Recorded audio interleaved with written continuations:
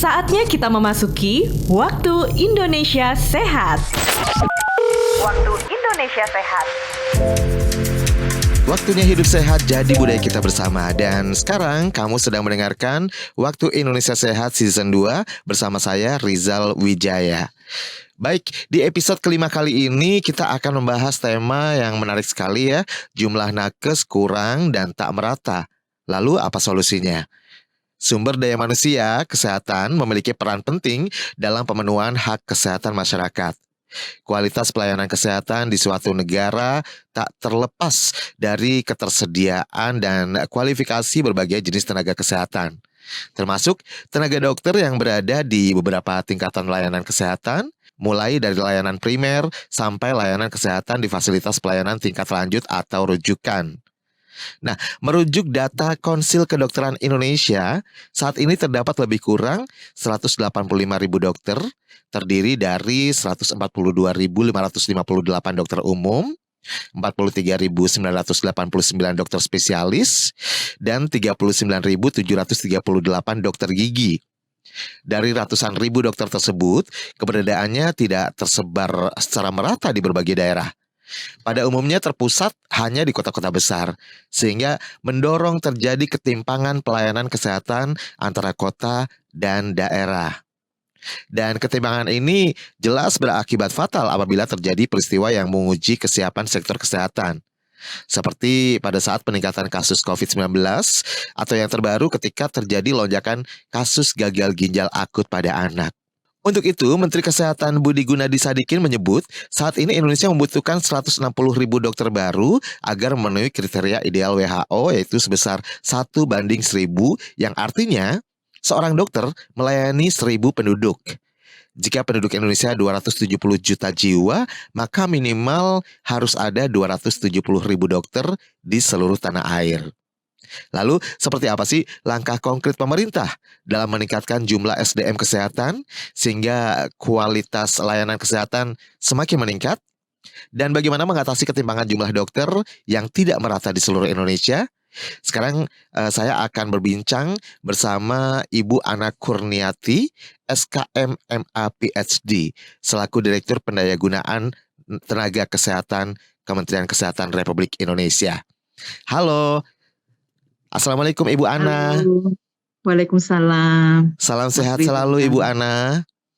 Salam sehat juga untuk semuanya. Baik, dan hari ini kita akan berbincang terkait tema jumlah tenaga kesehatan kurang dan tak merata. Lalu apa solusinya? Dan kalau berbicara terkait dengan jumlah tenaga kesehatan di Indonesia saat ini, mungkin sebelum kita berbincang lebih dalam ya Ibu ya, berdasarkan data terbaru dari Kemenkes RI, berapa jumlah tenaga kesehatan di Indonesia saat ini dan berapa jumlah fasilitas kesehatan yang tersedia sebenarnya? Ya, makasih ya untuk pertanyaannya. Kalau kita lihat di data SISDMK yang ada di Kementerian Kesehatan, SISDMK itu Sistem Informasi SDM Kesehatan ya, yang ada di websitenya Kemenkes. Per tanggal 12 November 2023, untuk tenaga kesehatan yang sudah ada di data itu, yang aktif bekerja, itu ada sekitar 1,4 juta tenaga kesehatan. Dan mereka ini tersebar di 85.233 fasilitas kesehatan. Itu ada 3.184 rumah sakit, ada 10.500-an puskesmas, kemudian ada yang bekerja di 18.300-an klinik, maupun sekitar 19.000 sarana kefarmasian dan alkes, maupun yang ada di praktek-praktek mandiri ada lebih dari 33.000, maupun fasilitas kesehatan yang lain, seperti misalnya laboratorium dan juga lainnya. Oke, dan ini tersebar di seluruh Indonesia ya Ibu ya? Ya, betul sekali. Dari 1,4 juta tersebut ya? Ya. Jadi 85.233 ini fasilitas kesehatan yang ada penempatan dokter-dokter tersebut ya.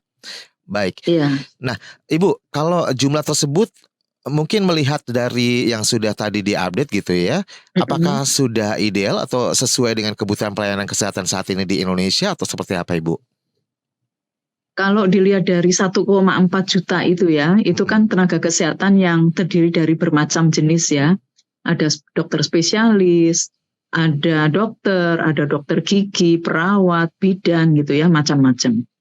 Kalau secara keseluruhan mungkin belum betul-betul ideal ya Mas ya. Walaupun kita bisa bilang misal kalau tenaga keperawatan itu relatif cukup dibandingkan tenaga yang lainnya. Nah, tapi kalau kita lihat targetnya RPJMN bahwa fasilitas kesehatan contoh puskesmas itu harus memiliki lengkap 9 jenis nakes. Kemudian RSUD harus memiliki setidaknya 7 jenis dokter spesialis. Kenyataannya, kalau kita lihat data yang ada di SDMK kami, masih ada sekitar 370 puskesmas, jadi ada sekitar 3,55% dari seluruh puskesmas yang ada di Indonesia, itu ternyata belum ada dokternya. Kemudian kalau dilihat dari kelengkapan 9 jenis tenaga kesehatan, ada sekitar 4.580 puskesmas, atau 43,89% ya dari total puskesmas, itu ternyata belum lengkap 9 jenis tenaga kesehatan. Jadi 9 jenis tenaga kesehatan itu ada dokter gigi, perawat, bidan, counseling, tenaga kefarmasian, gizi, terus kemudian ada tenaga laboratorium. Jadi masih ada 43,89% yang belum lengkap 9 jenis tadi. Nah, untuk RSUD-nya masih ada 231 RSUD, jadi sekitar 34,43 RSUD kabupaten kota, belum lengkap 7 dokter spesialis. Nah, dokter spesialisnya apa aja? Ada dokter spesialis anak, spesialis obgyn, bedah, penyakit dalam, kemudian anestesi, radiologi, patologi klinik, itu belum lengkap 7-7-nya. Jadi masih cukup banyak persentasenya. Nah, kalau kita lihat seperti apa? Kalau kita lihat kata WHO gitu ya, WHO memang tidak secara jelas bilang standarnya itu harus sekian gitu, enggak. Tetapi dia mempunyai semacam threshold. Nah, kalau kita lihat threshold dari WHO, untuk dokter misalnya, 1 dokter per 1.000 penduduk. Nah, kalau dibandingkan dengan yang ada di Indonesia sekarang, dengan data yang sudah kita miliki, ada 149.918 dokter. Jadi kalau dirasiokan dengan penduduk Indonesia yang sudah lebih dari 270 juta, artinya rasionya itu baru sekitar 0,54 per 1.000. Wow. Jadi memang masih jauh di ya? bawah threshold yang ada di WHO. Ya, itu yang masih menjadi PR kita nih ya. Baik, mudah-mudahan segera terkejar ya Ibu ya. Jumlah kuotanya terpenuhi dan akhirnya bisa memenuhi target dari WHO dan juga khususnya adalah untuk kebutuhan pelayanan kesehatan di masyarakat gitu ya Ibu ya. Nah, saya agak penasaran nih Bu, ini kan ada beberapa wilayah gitu atau puskesmas yang belum memiliki dokter ya, masih ada 3,55%. Ini yang dimaksud dokter umum atau seperti apa? Dokter umum kalau puskesmas, ya. Kalau rumah sakit, nah itu dokter spesialis yang jadi, kita buat standarnya ya. Jadi sejauh ini siapa nih yang ada di sana? Hanya perawat saja atau seperti apa sih dokter, Ibu? Kalau untuk puskesmas yang nggak ada dokter, kalau ada di data SISDMK, memang yang paling lengkap itu ya, itu adalah tenaga keperawatan. Jadi data di SISDMK itu hampir seluruh puskesmas itu sudah ada kalau tenaga keperawatan, ya. Kemudian peringkat kedua yang sudah cukup tersedia tenaga kesehatannya itu adalah tenaga bidan. Artinya, walaupun ada puskesmas yang tadi ya 3,55% mungkin nggak ada dokter, tapi sebenarnya masih ada tenaga kesehatan yang lain gitu. Tapi kan kita juga tidak ingin hanya sekedar ada tenaga kan, makanya kita harus lihat standarnya. Kita ingin semuanya lengkap, karena harusnya penduduk Indonesia maupun di kota maupun di daerah terpencil harusnya sama memiliki akses terhadap tenaga medis dan tenaga kesehatan yang sesuai dengan standar gitu. Sehingga merata gitu ya dokter ya? Ibu. Betul, betul. Baik, Ibu, berarti ini nantinya akan memiliki standar yang sama gitu ya antara kota-kota besar dengan kota-kota kecil atau bahkan terpencil gitu ya? Mm. Baik, kedepannya Ya, bakal sama standarnya ya? sebenarnya standarnya sudah ada ya, Mas Rizal ya. Hmm, Kita memang membuat ada sedikit pembeda. Karena pertama yang akan kita lihat adalah fasilitas di puskesmas itu. Puskesmasnya itu termasuk rawat inap atau bukan rawat inap. Terus kemudian puskesmasnya itu ada di perkotaan, pedesaan, kemudian terpencil atau sangat terpencil. Sebenarnya ada beda di situ. Tetapi secara jenis itu memang minimal itu 9. Nah, kalau jumlahnya memang akan berbeda tergantung jumlah penduduk yang dilayani, karena mesti melihat ke beban kerja ya. menyesuaikan Kemudian populasi juga ya Ibu ya? Betul, ya betul. Dan juga lokasinya ada di mana gitu. Baik. Tapi paling enggak antara daerah yang terpencil ke satu dengan yang kedua itu standarnya sama gitu ya maksudnya ya? Iya, baik. Ibu, ini kan Indonesia, apakah bisa dibilang sudah ketinggalan jika dibandingkan dengan negara lain dengan jumlah nakes yang ada, terutama dokter gitu ya? Atau seperti apa ini Ibu kalau dibandingkan dengan negara lain? Iya, kalau ini kan memang kita harus mau membandingkan ya diri kita dengan negara yang lain. Enggak seperti lagu ojo dibandingin gitu ya. Kalau ini memang kita harus selalu benchmark, harus lihat ke negara yang lain kayak gimana. Karena tentu kita juga ingin memberikan pelayanan yang terbaik, memberikan pelayanan kesehatan yang terbaik untuk masyarakat kita. Minimal apple to apple deh Ibu. Iya gitu. Nah, kita nggak jauh-jauh dulu kan ya, pasti yang akan dilihat sesama negara ASEAN dulu gitu kan. Nah, kalau kita lihat tetangga yang paling dekat kita sama kita aja seperti Singapura, Malaysia, Brunei, itu mereka rasionya udah lebih tinggi loh dari thresholdnya WHO. Nah, kalau kita bandingkan sama negara-negara yang maju yang lainnya, ya udah ketinggalan juga sih gitu ya.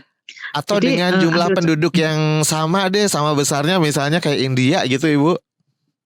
Oh, India malah jumlah dokternya produksinya lebih banyak loh daripada kita. Nah, tapi kan biasanya kita membandingkannya kan tidak melihat dari berapa jumlah penduduknya ya, tapi rasio.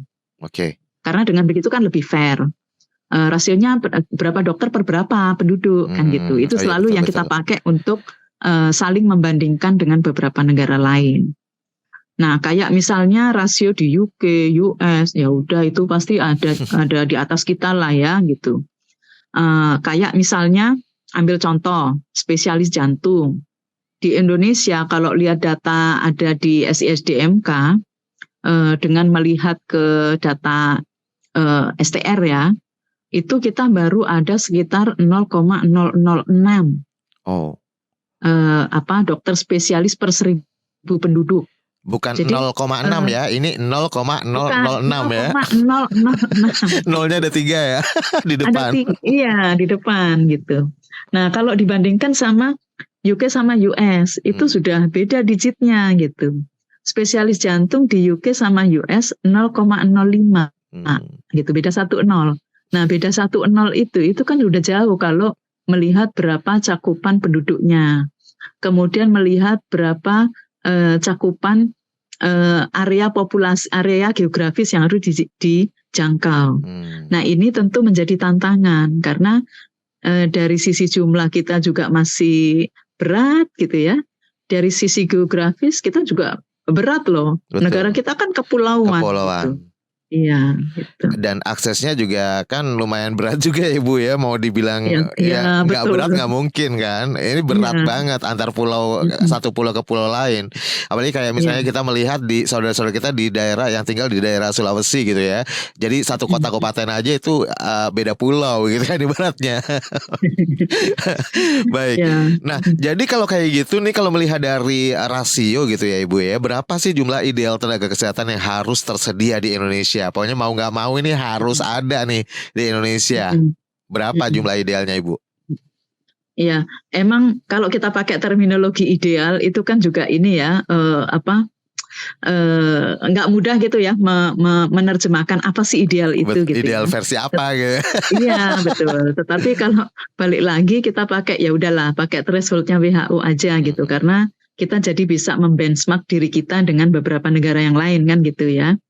Nah, kalau kita lihat sekarang ini dengan jumlah penduduk Indonesia yang sudah 277-an juta, harusnya kan dengan threshold WHO 1 dokter per 1.000, mestinya kita punya 277-an ribu lebih ya dokter Seharusnya. untuk di Indonesia, seharusnya.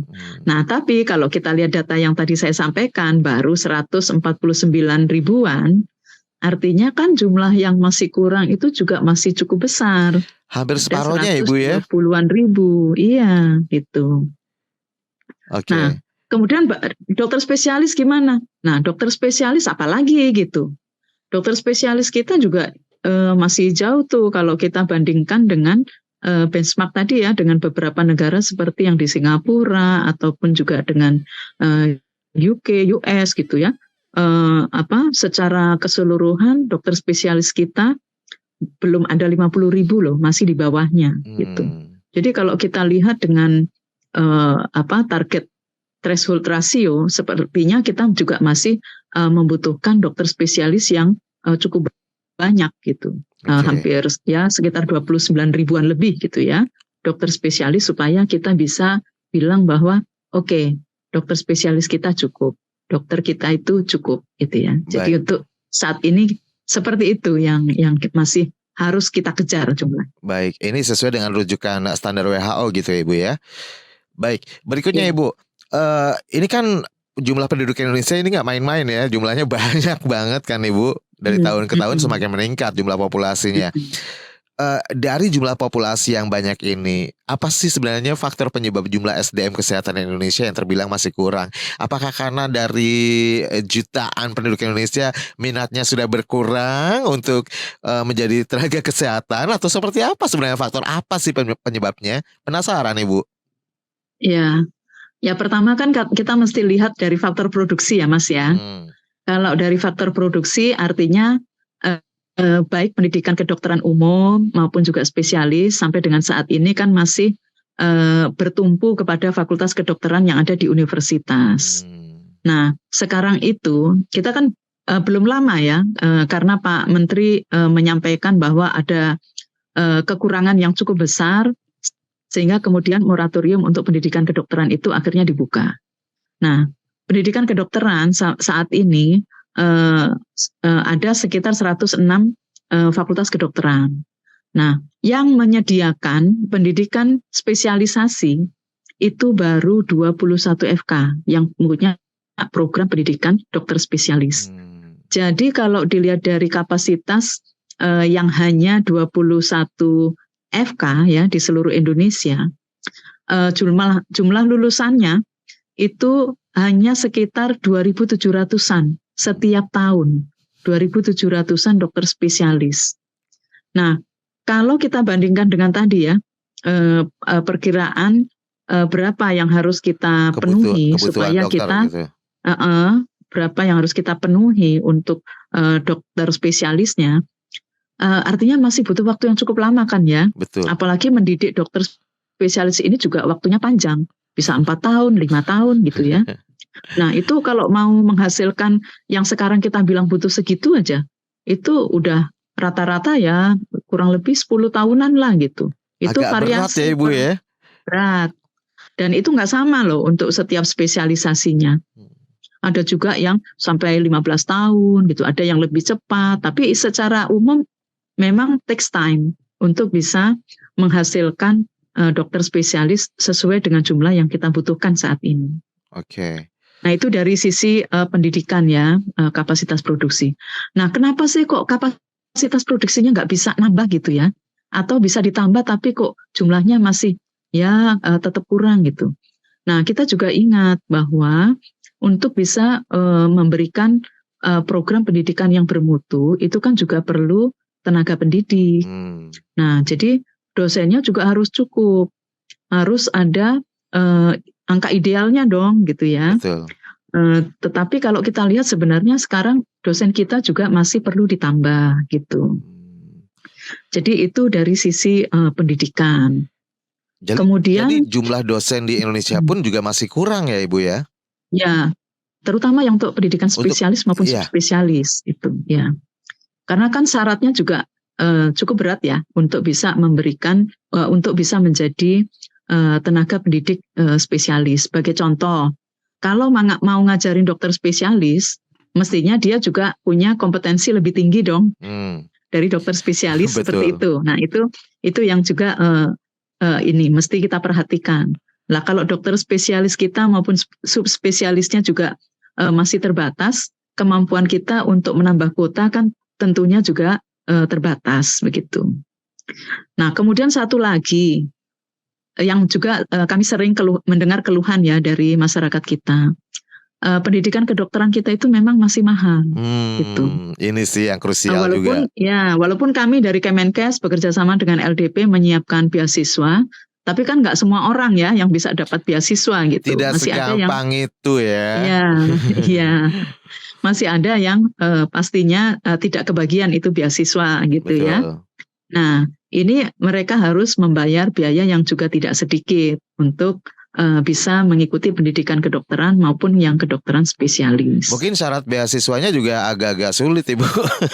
Jadi susah tembus. Ya kan pastinya beasiswa diberikan untuk mereka satu yang memang best candidate lah ya, yang berprestasi, atau mereka yang bisa berhak mendapatkan afirmasi. Contoh dari daerah yang dokter spesialisnya sama sekali nggak ada.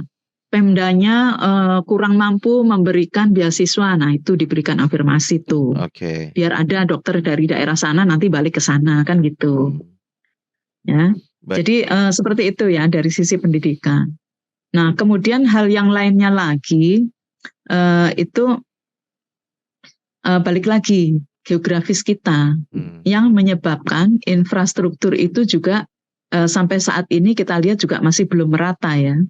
Jadi walaupun misalnya setiap tahun ada tambahan produksi gitu ya dari pendidikan, tidak selalu daerah-daerah yang terpencil kepulauan itu walaupun spesialisnya ada mau ditempatkan di sana gitu. Karena di kota-kota masih ada tuh swasta yang tetap membutuhkan dokter spesialis. Nah, coba kalau Mas Rizal baru lulus, nggak punya ikatan dinas dengan siapa apun. Ada peluang lowongan, satunya swasta tapi di Jakarta. Terus satunya lagi itu adanya di taruhlah ini Kepulauan Aru gitu. Coba mau pilih yang mana ya. Nah, jadi seperti itu ya. Kecuali untuk dokter-dokter yang idealis ya Ibu. Ya, dan alhamdulillah biasanya selalu ada sih kayak gitu ya. Amin. Tapi kan jumlahnya tidak sebanyak yang kita butuhkan. Betul. Ya. Oke, baik. Ibu, ini kan tadi menarik ya Bu. Apakah juga salah satunya mungkin karena profesi dokter ini kurang menjanjikan gitu Ibu secara income gitu ya. Misalnya insentifnya kah atau reward kah atau apa gitu Ibu. Sehingga orang kalau aku lihat sekarang banyak juga dokter yang punya profesi lain. Iya. Ya, memang persoalan insentif atau income ini juga masih jadi persoalan ya, karena ada ketimpangan ini Mas. Makanya semua orang ya namanya ini ya ada peribahasa, ada gula, ada semut. Itu kan selalu ya dari zaman dulu sampai sekarang itu masih applicable gitu. Kalau kita lihat lebih senang mana di kota apa di desa gitu ya. Pastinya lebih senang di kota gitu, karena di kota bisa dapat pasien lebih banyak, kunjungan pasiennya lebih banyak, masih ada jasa pelayanan ya, jadi masih ada fee for service gitu. Tentu dokter lebih senang ke sana gitu. Nah, tetapi sebenarnya pemerintah itu juga sudah mendorong supaya dokter-dokter ini diberikan tambahan penghasilan yang tidak cuma gaji. Jadi tetap ada insentifnya, tetap ada jasa pelayanannya gitu. Nah, yang seringkali menjadi persoalan, terutama yang di daerah-daerah, ketika jasa pelayanan itu kan banyak RSUD itu yang dapat harus mengklaim pembiayaannya ke BPJS ya. Kemudian dari pemerintah daerahnya itu juga memberikan tunjangan penghasilan yang kayak TPP itu, tunjangan penghasilan pegawai, penambahan penghasilan ya, lupa saya Penambahan TPP. penghasilan. Nah, itu seringkali itu tidak dibayarkan tepat waktu. Dan kadang kalaupun toh misalnya dibayarkan tidak tepat jumlah atau tidak tepat jumlah bulannya misalnya. Nah, Ada itu yang kurangnya kadang-kadang aja itu gitu ya? jadi persoalan, betul. Jadi yang tadinya itu mau tetap bekerja di situ, jadi mikir-mikir gitu. Oke. Nah, nanti saya bekerja di situ tapi income saya tidak ada kepastian ini. Padahal saya di situ sudah memberikan pelayanan. Nah, ini yang kadang-kadang itu masih terjadi seperti itu. Baik, manusiawi ya Ibu. Ya, pada akhirnya kan kita juga mesti memperhatikan kebutuhan dasar manusia itu apa sih Betul, gitu ya. betul. Saya yakin tidak semua dokter itu orientasinya itu pada uang gitu ya. Betul. Tetapi kan untuk bisa memberikan pelayanan yang optimal sesuai dengan ekspertisnya, kemudian juga untuk bisa hidup dengan layak di suatu daerah, income ini juga sangat penting. Sebuah dukungan juga. Baik, Ibu, Betul. kira-kira apa nih dampak yang akan terjadi dengan terbatasnya jumlah tenaga kesehatan di Indonesia? Ya, yang paling utama tentu masyarakatlah yang paling akan terdampak. Betul nggak? Betul. Ya, karena masyarakat ini yang akan mendapatkan pelayanan kesehatan dari para tenaga medis maupun tenaga kesehatan. Sebagai usernya ya Bu? Sebagai user. Fasiankesnya memang terdampak karena dia tidak bisa memberikan pelayanan yang optimal. Tapi yang paling merasakan dampak negatifnya itu tentunya masyarakat gitu ya. Contoh, dia harusnya bisa mendapatkan pelayanan secara cepat karena ini ya ada serangan jantung gitu ya. Begitu dokternya nggak ada dan harus dirujuk ke lain pulau misalnya, ya udah lewat gitu, nggak bisa tertangani karena untuk penyakit-penyakit tertentu itu ada golden periodnya, dia harus bisa dilayani secara cepat. Oke. Nah artinya tentu untuk masyarakat sendiri ada negatif outcome gitu, karena dia tidak berhasil diselamatkan gitu ya. Terus kemudian yang kedua, kalaupun toh dia memiliki anggaran untuk dirujuk, artinya kan anggarannya biaya pengeluaran kesehatan yang harus dikeluarkan untuk setiap household, untuk setiap rumah tangga, jadinya kan besar. Karena dia harus keluar uang untuk rujuk ke tempat lain. Kan rujuk itu tidak hanya soal mendapatkan pelayanan di rumah sakitnya. Lah transportasi untuk ke kota lain atau ke daerah lain itu kan juga perlu dipikirkan gitu. Oke, biaya akomodasi jadi, dan pastinya sebagainya. Itu.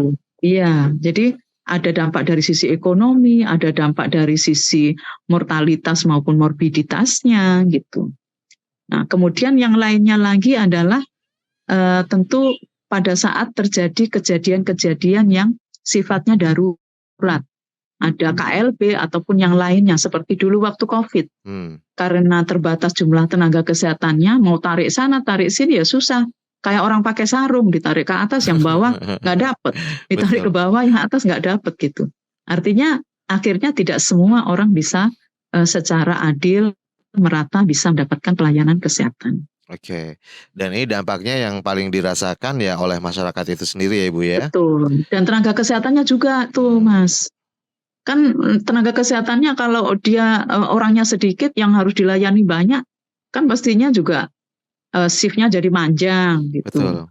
Anytime harus dipanggil datang, ya burn out ya, kelelahan.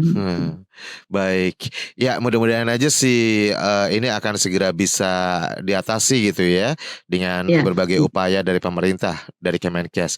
Nah, sejauh ini seperti apa sih Bu distribusi dilakukan oleh pemerintah dengan jumlah SDM kesehatan yang terbatas? Ini kan pemerintah juga pasti agak-agak bingung juga nih, bagaimana nih cara mengoptimalkan dengan SDM kesehatan yang terbatas. Ini kalau saya pribadi ini udah stres banget pasti cara mengaturnya. Iya. Nah, jadi Kemenkes memang punya komitmen yang tinggi ya, yang pada intinya adalah bagaimana supaya seluruh masyarakat kita itu bisa sehat. Nah, dengan niatan untuk menyehatkan seluruh masyarakat Indonesia itu, Kemenkes memang punya komitmen untuk bagaimana kita bisa melaksanakan transformasi kesehatan. Udah pernah sering dengar ya transformasi kesehatan ya, ada 6 pilar. Ya, ada untuk layanan primer, layanan rujukan, untuk sistem ketahanan kesehatan, sistem pembiayaan kesehatan, kemudian SDM kesehatan, dan ada dukungan dari teknologi kesehatan. Nah, SDM sendiri itu ada di pilar yang kelima, ya. Yang mana pilar kelima ini juga memang memberikan dukungan untuk layanan primer maupun juga layanan rujukan maupun juga untuk ketahanan kesehatan. SDM kesehatan itu memberikan dukungan ke arah sana.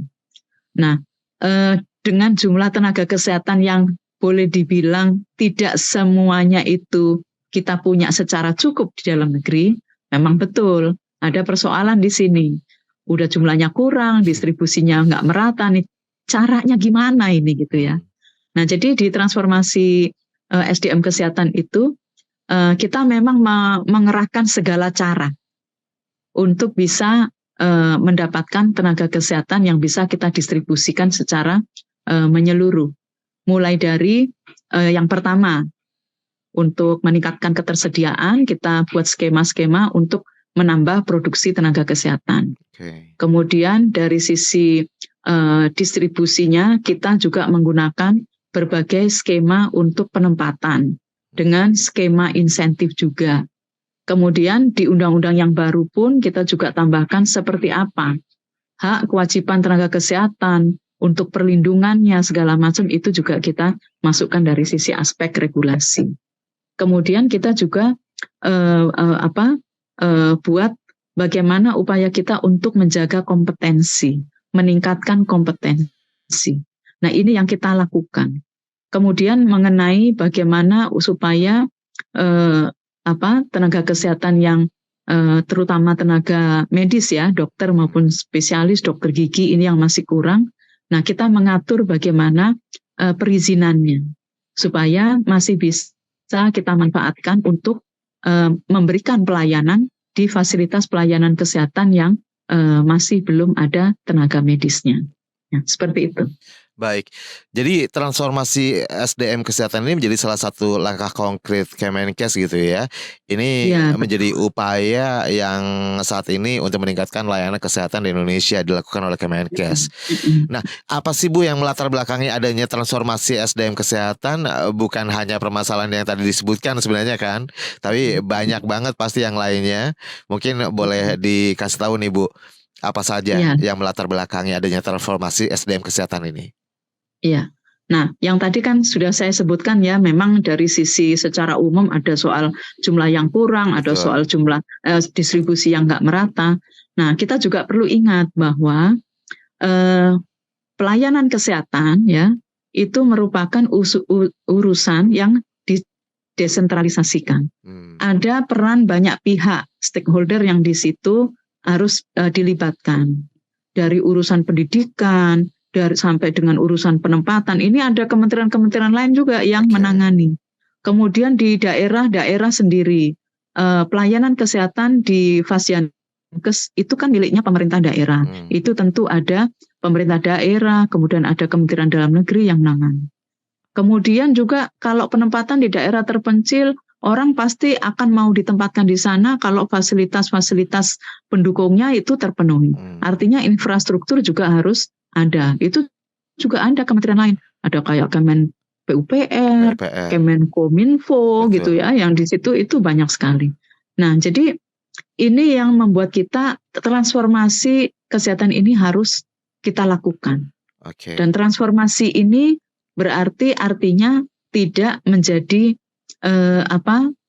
tugasnya Kementerian Kesehatan sendiri.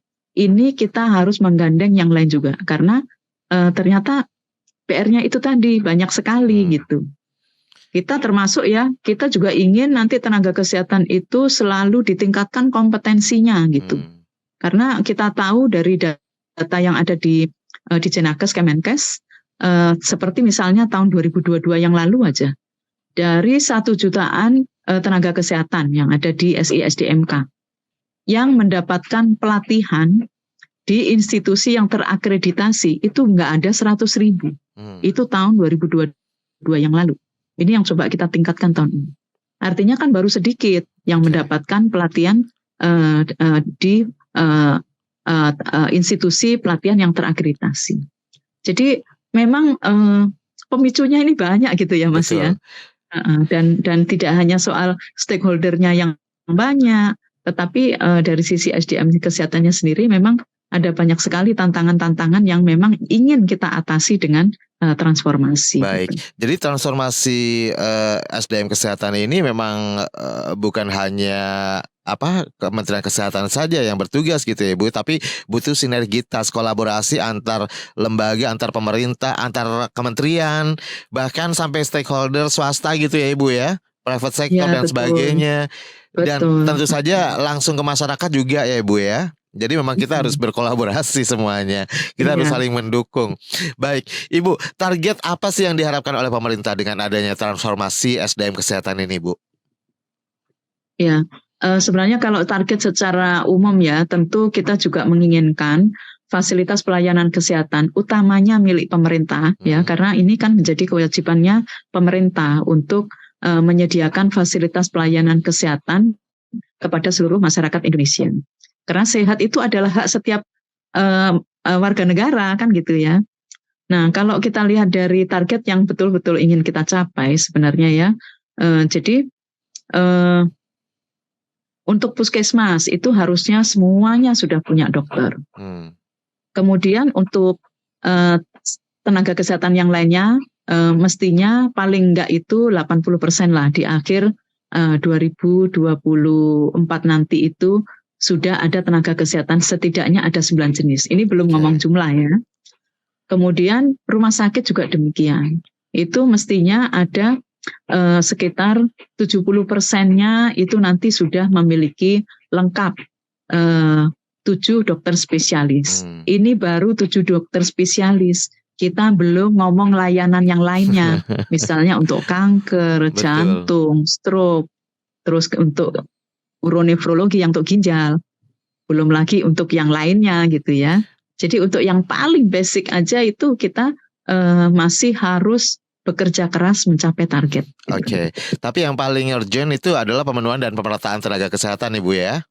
Betul, iya. Baik. Dan Ibu, apa saja nih kira-kira manfaat yang bakal didapat oleh masyarakat Indonesia dengan adanya program transformasi SDM kesehatan ini Bu? Ya. Yang pertama, kita tentu ingin seluruh masyarakat kita mendapatkan pelayanan kesehatan yang terstandar gitu ya, dan dia tidak perlu harus jauh pergi ke sono kemari untuk bisa mendapatkan pelayanan kesehatan itu. Jadi bisa menjangkau, bisa mengakses pelayanan kesehatan. Bahkan pemerintah kita justru mengupayakan juga supaya setiap tahun itu ada masyarakat Indonesia ya dan cukup banyak yang berobat ke luar negeri, itu kita upayakan berobatnya itu di Indonesia saja gitu. Jadi artinya kalau kita ingin menahan masyarakat kita supaya berobatnya itu di dalam negeri, supaya bisa mendapatkan pelayanan kesehatan di daerahnya sendiri, tidak perlu dirujuk semuanya harus datang ke Jakarta. Kalau di rumah sakit Jakarta semuanya membludak, kan kita juga kerepotan gitu. Betul. Menangani pasien sebanyak itu. Jadi tentu dengan begitu masyarakat kita akan sangat terbantu. Dari sisi pembiayaan dia juga lebih ringan, ya kan? Dari sisi waktu orang sakit kan harusnya ditangani secepatnya. Tidak boleh tunda-tunda. Nah dari segi waktu kalau dia cukup bisa mendapatkan pelayanan kesehatan di daerahnya, tentu lebih cepat bisa tertangani. Nah itu yang kita harapkan manfaat yang bisa dirasakan masyarakat. Sehingga nanti angka kesembuhannya itu meningkat, angka kematiannya itu lebih turun, begitu. Oke. Tapi di luar itu juga masyarakat mestinya memang tingkat awareness-nya harus meningkat gitu ya terkait dengan preventif, dengan pencegahan gitu ya Ibu ya. Betul. Membiasakan dengan gaya hidup sehat dan sebagainya supaya kita nanti juga bisa bisa mengantisipasi ya Ibu dari jauh-jauh Iya, hari. iya, iya. Makanya untuk layanan primer itu beberapa screening penyakit itu sekarang udah makin ditambah ya untuk paketnya. Nah, tujuannya itu jadi masyarakat juga bisa tahu lebih dini gitu. Oke. Jadi bisa antisipasi.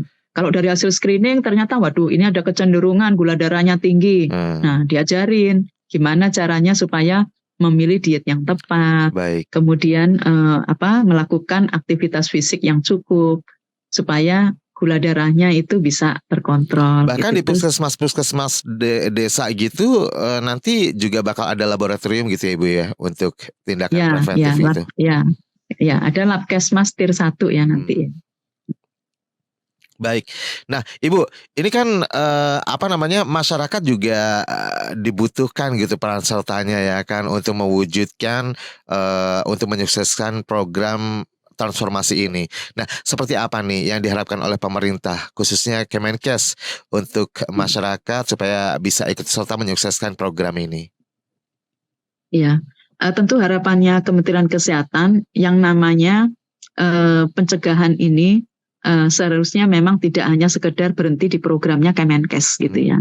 Berhenti di programnya Kemenkes, berhenti di programnya Dinas Kesehatan Provinsi ataupun kabupaten kota gitu. Tetapi ini adalah menjadi gerakan seluruh masyarakat. Kalau seluruh elemen masyarakat kita itu bergerak, memiliki visi dan misi yang sama untuk bisa mencapai status kesehatan yang setinggi-tingginya, itu tentu keinginan atau motivasi untuk hidup sehat itu mesti datang dari masing-masing individu akhirnya ya.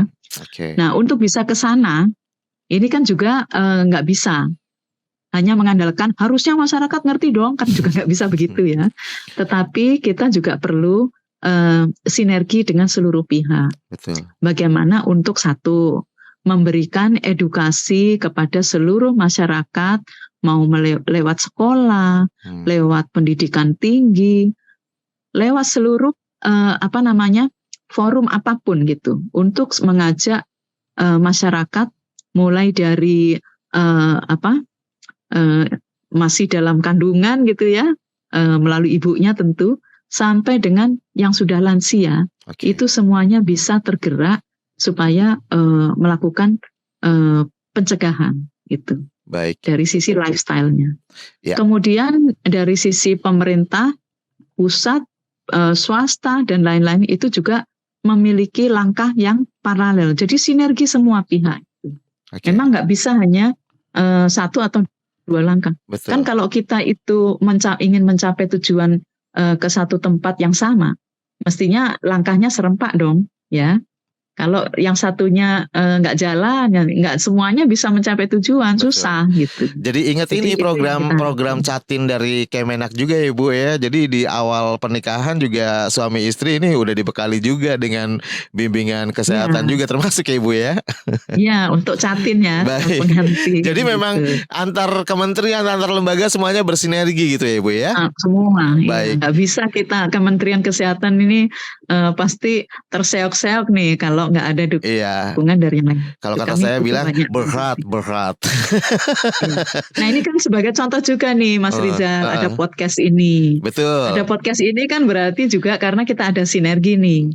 Dengan begini kan akan lebih banyak lagi masyarakat yang juga tahu gitu. Oh ternyata Kemenkes ini melakukan ini. Iya, gitu. Sebagai medium kita sebagai corong gitu untuk sosialisasi dan edukasi kepada masyarakat. Benar, baik Ibu, gitu. Terima kasih sekali atas waktunya sudah berbincang-bincang dengan kami di podcast Waktu Indonesia Sehat Season 2 ini. Menarik sekali dan menginspirasi ya. Tentunya banyak sekali informasi yang sudah kami dapat juga. Ibu Ana Kurniati, SKM, MA, PhD, Direktur Pendayagunaan Tenaga Kesehatan Kemenkes RI. Terima kasih Ibu atas waktunya. Maaf sudah mengganggu agendanya, kesibukannya ya. Baik. Oh tidak sama sekali, makasih. Salam sehat selalu Ibu dan terima kasih juga atas kebersamaan Anda di podcast Waktu Indonesia Sehat Season kedua ini. Menjadi harapan kita bersama program transformasi sistem kesehatan 2021-2024 dapat terselenggara dengan baik dan mari kita bersinergi bersama pemerintah untuk menyukseskan program untuk kesehatan dan masa depan anak cucu kita. Dan bagi Anda yang ingin mendapatkan informasi kesehatan, Anda dapat follow follow Twitter @kemenkesri atau radiokesehatan.kemkes.go.id. Anda bisa mendengarkan podcast Waktu Indonesia Sehat Season 2 di www.kbrprime.id atau di Spotify, di Google Podcast, Apple Podcast, dan platform mendengarkan podcast lainnya. Serta saksikan di YouTube channel Berita KBR. Dan saya Rizal Wijaya pamit, terima kasih dan sampai jumpa di episode selanjutnya. Salam. Terima kasih sudah mendengarkan Waktu Indonesia Sehat yang dipersembahkan oleh Kementerian Kesehatan Republik Indonesia.